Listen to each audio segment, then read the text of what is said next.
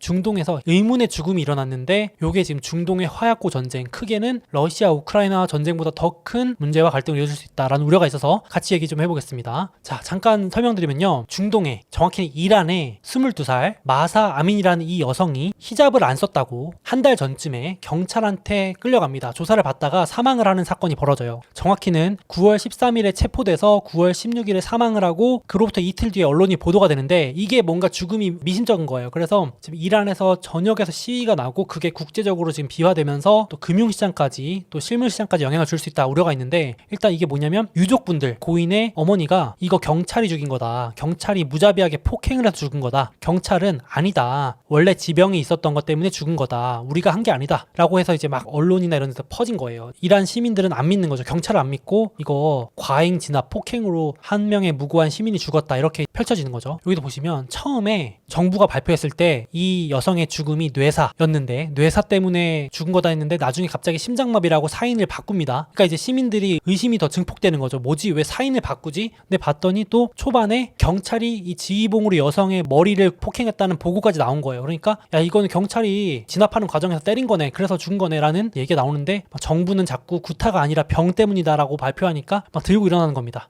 근데 이번 시위가 좀 놀라웠던 점이 단순히 여성만의 문제가 아니라 남성들 그리고 청년까지도 다 합류하는 거예요. 뒤에서 좀 더 말씀드릴 거지만 이 시위가 엄청나게 커진 겁니다. 생각보다 더 크고 오래. 그래서 지금까지도 이어지고 있는데 이게 43년 만에 최장기 시위랍니다. 그러니까 이란이나 이런 중동 나라에서 시위는 있을 수 있는데 이렇게 길고 거대한 시위는 40년 만에 처음이라는 거죠. 그러니까 지금 심상치 않다라고 보면서 전 세계가 좀 주목을 하기 시작했는데, 지금 시위가 너무 번지니까 이란도 강경하게 대응하는 겁니다. 여기 보시면 경찰들이 막 때리고 있고 총기도 난사한다고 해요. 이란은 막 시위에 참여했다고 사형까지 선고하고요. 지금 반정부 시위대 2,000명도 공개 재판할 예정이라고 하면서 잔혹 진압한다는 이 영상들이 오히려 더 퍼지면서 국제적으로 확산이 된 거예요. 심지어 이 이란에서 소셜미디어나 인터넷을 접속을 차단시켰는데도 요즘 젊은 사람들 이런 게 또 퍼지는 게 빠르잖아요. 우회해서 접속하기도 하고 예전처럼 이렇게 심지어 중국도 차단해도 다 영상 돌잖아요. 그런 것처럼 이제 이런 일이 더 일파만파 퍼지게 된 겁니다. 그래서 이란 정부가 오늘이 마지막이다, 니네 경고했다 해도 지금 이란의 대학가 중심으로 젊은 청년, 남녀노소 가릴 거 없이 막 시위 확산되니까 지금도 막 무차별 총기 난사하고요, 최루탄 사용해서 진압하고 이렇게 국제사회로까지 퍼집니다. 관심이 증폭되는 거죠. 인권 문제가 되니까 미국이 가만히 있을 수 없죠. 지금 미국의 현 정부는 인권 문제에 가장 민감한 걸로 주목을 받고 있는데, 그러니까 이제 부통령도 지금 이렇게 잔혹하게 인권 탄압하는 나라를 가만 냅둘 수는 없다 이런 얘기도 나오고, 국제적으로 여론이 안 좋아지니까 이란이 갑자기 관심을 딴 데로 돌립니다. 야, 이거 배후가 있다, 미국 짓이다, 이거는 이렇게까지 말하는 거예요.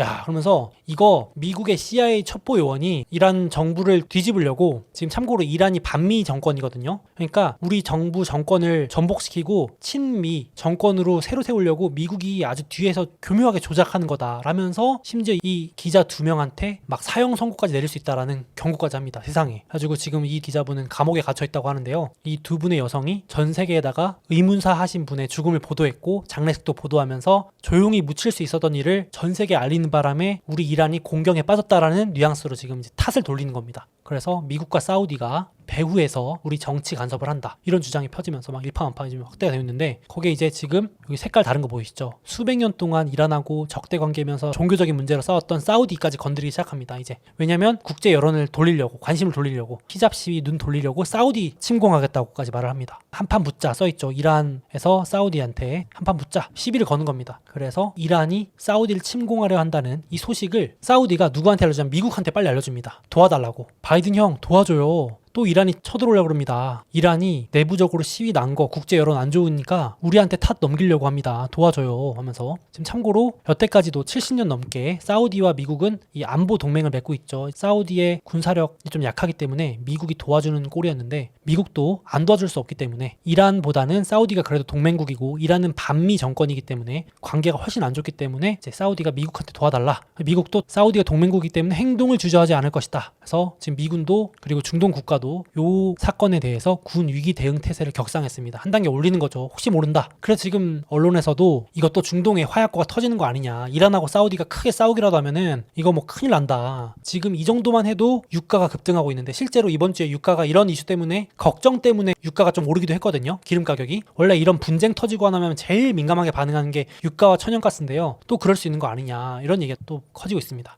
참고로 3년 전에 이거랑 똑같은 일이 있었습니다. 이란이 드론으로 사우디의 석유 시설을 새벽에 공습합니다. 여기 불 나는 거 보이시죠? 이게 사우디의 석유 시설 아람코 들어보셨을 텐데, 아람코의 심장부라 불리는 석유 정제 시설을 타격해가지고 하루 만에 유가가 막 몇십 % 급등한 적이 있었습니다. 저도 이때 투자를 하고 있어서 기억이 나는데, 이때도 사우디가 새벽에 바로 트럼프 전 대통령한테 통화해서 도와달라고 요청합니다. 지금 똑같은 상황인 거죠. 이때도 긴급 통화했었고, 여기 보시면 아까 보여드렸던 이란이 있고 여기 사우디 정유 시설입니다. 근데 여기 공격하면 유가가 급등할 수밖에 없는 게, 사우디가 전 세계 원유 공급량의 10%를 차지할 정도로 엄청나게 많은 양을 차지하고 있는데, 그게 또 여기 몰려 있어요. 정제 시설이 아람코 이런데. 근데 요걸 드론으로, 자폭 드론으로 폭격을 한답니다, 이란이. 그러면 절반 정도가 날아가는데, 말 그대로 그러면 원유 공급이 중단되는 거죠. 그래서 사우디의 심장마비가 올 정도다라고 표현을 하던데, 요게 3년 전이었는데 지금 봐도 이상하지 않은 기사입니다. 유가 100불까지 급등할 수 있다. 이때도 나왔던 기사네요. 이거 지금 기사가 아니고요, 3년 전 기사인데요. 이때도 이랬습니다.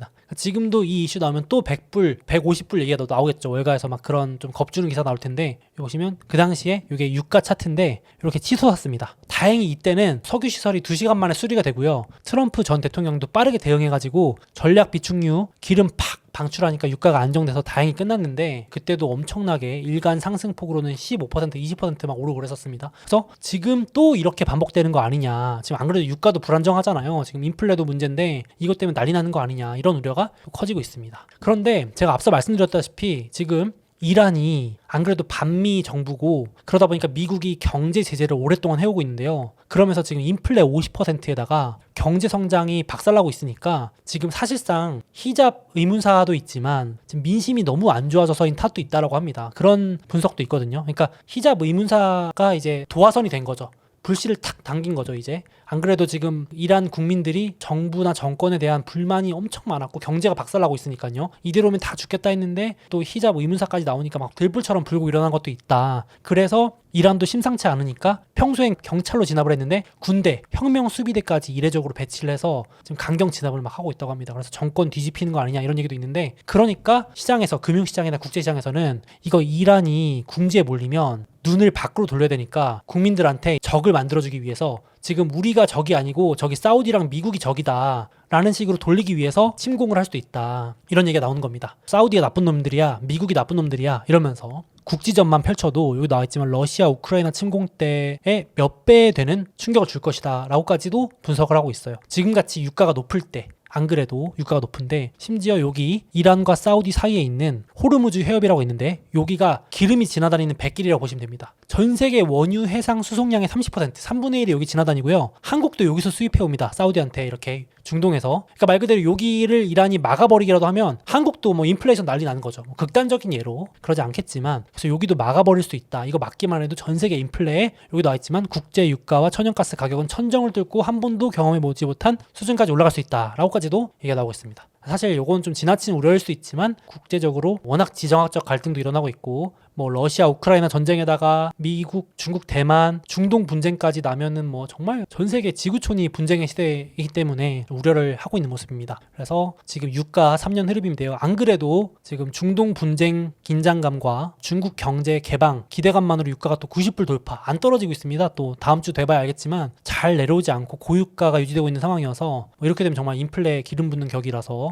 좀 잘 대응을 해야 될 것 같은데, 이런 일도 있을 수 있다, 한번 보시면 좋을 것 같고요. 그러다 보니까 지금 석유 메이저 CEO들이 줄줄이 말하고 있습니다. 겁주려고 일부러 그러는 것 같지 않고 정말 올해가 문제가 아니고 내년부터가 진짜 문제다라고 경고를 줄줄이 하고 있고요. 이번에 월가에서도 한 인물이 지금 이거 봐라, 지정학 국제 분쟁 앞으로 더 커질 수밖에 없는, 말 그대로 평화의 시대가 갔기 때문에, 국제 분쟁의 시대이기 때문에 인플레가 잡히긴커녕 초인플레가 온다, 하이퍼 인플레라고까지 표현하더라고요. 그러면서 더 악순환되는, 못 살겠다고 들고 일어나는 전 세계의 어떤 국민들 때문에 사회가 붕괴되고 체제 붕괴되는 나라 나오고 국제 분쟁이 나온다. 야, 이렇게까지도 또 극단적인 발언을 하시는 분도 있더라고요. 그래서 조금 지나친 극단적인 발언들이긴 하지만 그래도 요 이슈는 좀 지켜볼 필요가 있겠다 싶습니다. 그래서 히잡 의문사로 인한 이란, 사우디, 중동 분쟁, 크게는 미국까지 어떻게 이어질지 한번 봐야 되겠습니다. 요게 유가를 좀 꿈틀꿈틀하게 할 수 있는 요소가 될 수 있다 보시면 될 것 같고요. 그래서 뭐 주식하고 연결시키긴 좀 그런데, 고유가 이어지면 빅오일 관련된 주식들이, 야, 저 정리하면서 봤는데요.